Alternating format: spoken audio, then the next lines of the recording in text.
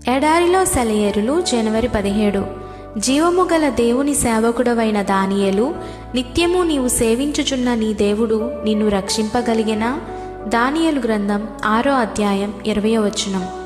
దేవుని వాక్యంలో ఇలాంటి మాటలు చాలాసార్లు కనిపిస్తాయి.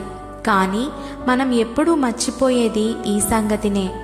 జీవము గల దేవుడు అని రాసి ఉందని మనకి తెలుసు. కానీ మన అనుదిన జీవితంలో ఈ సత్యాన్ని నిర్లక్ష్యం చేసినంతగా మరి దేని నిర్లక్ష్యం చేయం.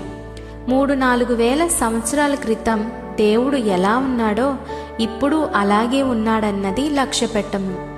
ఆయనకి అప్పటికీ ఇప్పటికీ అదే రాజరికం ఉందని, ఆయన ప్రేమించి సేవించే వారి పట్ల ఆయనకి అదే ప్రేమ ఉందని, ఆ రోజుల్లో వాళ్ళ కోసం ఆయన చేసిన పనుల్నే ఈ రోజుల్లోనూ చేయగలడని, ఇదంతా ఎందుచేతనంటే ఆయన సజీవుడు, మార్పులేని దేవుడని మనం మర్చిపోతూ ఉంటాం.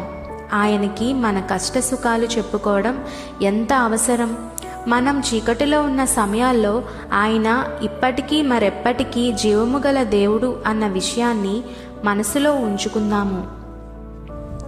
నువ్వు ఆయనతో నడుస్తూ, ఆయన వంక చూస్తూ, ఆయన నుండి సహాయం ఆశిస్తూ ఉంటే ఆయన నిన్నెప్పుడూ నిరాశపరచడన్న నిశ్చయత కలిగియుండు. 44 సంవత్సరాలుగా ప్రభుని ఎరిగి ఉన్న జార్జ్ ముల్లర్ అనే నీ అన్ననైన నేను ఈ మాటలు రాస్తున్నాను. నన్ను దేవుడెప్పుడూ నిరాశపరచలేదు. ఇది నీ ప్రోత్సాహం కొరకు రాస్తున్నాను. ఘోర కష్టాల్లో, తీవ్రమైన శ్రమల్లో, నిరుపేదగా ఉన్నప్పుడు, అవసరాల్లో ఆయన నాకు సహాయం చేయకుండా ఎప్పుడూ ఉండలేదు. ఆయన కృప వల్లనే ఆయన ఆనుకునే గుణాన్ని నాకిచ్చాడు. ప్రతిసారి నాకు సహాయం చేశాడు. ఆయన నామం గురించి ఈ మంచి మాటలు చెప్పడం నాకెంతో ఆనందదాయకం. మార్టిన్ లూథర్ ఒకసారి ఆపదలో చిక్కుకున్నాడు. భయం ఆవరించింది. తన టేబుల్ దగ్గర నిస్త్రాణంగా కూర్చొని ఆలోచిస్తూ ఉంటే అతని వేళ్ళు అతని ప్రమేయం లేకుండా ఏవో అక్షరాలను టేబుల్ మీద దిద్దుతున్నాయి. ఆయన సజీవుడు, ఆయన సజీవుడు. మనకి, సమస్త మానవాళికి ఉన్న నిరీక్షణ ఇదే. మనుషులు వస్తారు, పోతారు. నాయకులు, బోధకులు, తత్వవేత్తలు వస్తారు, మాట్లాడతారు, కొంతకాలం పనులు చేస్తారు. అందరూ నిశ్శబ్దంగా, నిర్జీవంగా నిష్క్రమిస్తారు. దేవుడు మాత్రం శాశ్వతంగా ఉంటాడు. వాళ్ళంతా చనిపోతారు, ఆయన బ్రతికే ఉంటాడు. వాళ్ళంతా వెలిగించిన దీపాలు ఎప్పుడో ఒకప్పుడు ఆరిపోవలసిందే. కానీ వాళ్ళందరినీ వెలిగించిన స్వయం ప్రకాశకుడు దేవుడే. ఆయన నిత్యము ప్రకాశిస్తాడు. సిజి ట్రంబుల్ గారు ఇలా రాశారు: ఒక రోజున నాకు డాక్టర్ జాన్ డగ్లస్ ఆడమ్స్ గారితో పరిచయం అయింది.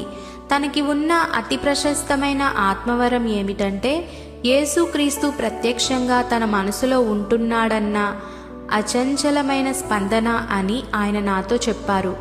యేసు నిత్యము వ్యక్తిగతంగా తనతో ఉన్నాడన్న విషయం తనకి నిత్యము నిలబెడుతూ ఉందన్నారాయన. ఇదంతా ఆయన ఆలోచనలకి, యేసు తనలో ఎలా ఉంటున్నాడు అన్న తన అవగాహనకి సంబంధం లేని ఒక అనుభూతి. ఇంకా క్రీస్తు తన ఆలోచనకి నివాసం అన్నారాయన.